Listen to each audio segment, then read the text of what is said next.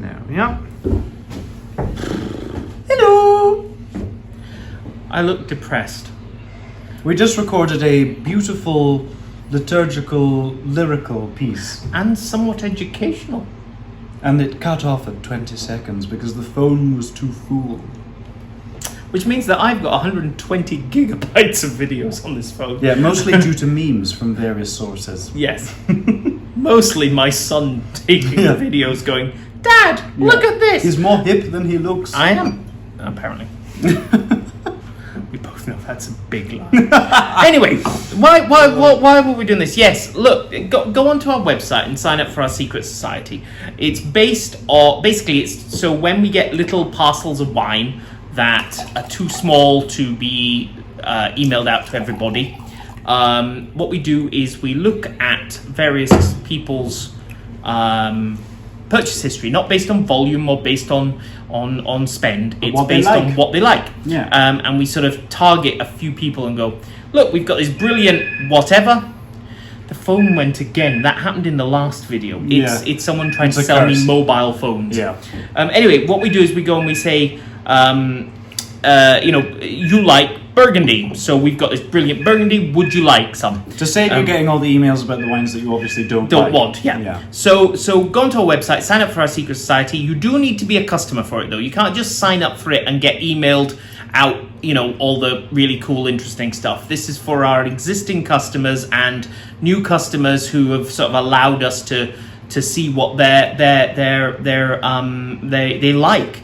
Because basically, if you sign up, you're not going to get an email because we don't know what you like. But if you sign up and you place 2 or 3 orders over however long, we can say, ooh, that person likes champagne. Let's send them the champagne offer, but not the Aussie Shiraz offer. Yeah. So that's the basic gist. Anyway, the reason we've been talking about this now is that this was the first wine we did a couple of days ago, which was Forecast Dupre 1996. Now, the basic gist of this is an old wine, 25 years old. Old wines tend to lose their primary fruit. They tend to become more tertiary, so things like cloves and spices and all that sort of lovely, lovely stuff that I love, and he doesn't. Yeah, I mean, even the 15 and 16 vintages of this, which are obviously young and very ripe in Bordeaux, I even wasn't that much of a fan of. Yeah. I feel like if this was, being the traditional Bordeaux fascist that I am, a big old Pauillac or something like that, I feel like there would be more wood, there would be more vanilla, whereas this for me is sort of peppery and clovey, which are the kind of savory, umami, kind of bittery stuff that I'm just not into. If a wine is going to lose its fruit, there has to be at least some, I guess, sweetness. I know what you mean, yeah. Or not, like, I just don't like stuff that's green. Yeah. So this for me, where, as we were saying earlier, this has come to its early retirement. Yes. What was it you said? Sitting back watching David Dickinson's Cat in the Attic. Real Deal, cup of Earl Grey, chintz sofa, and a mat with York Minster on it, and not quite yet in the home.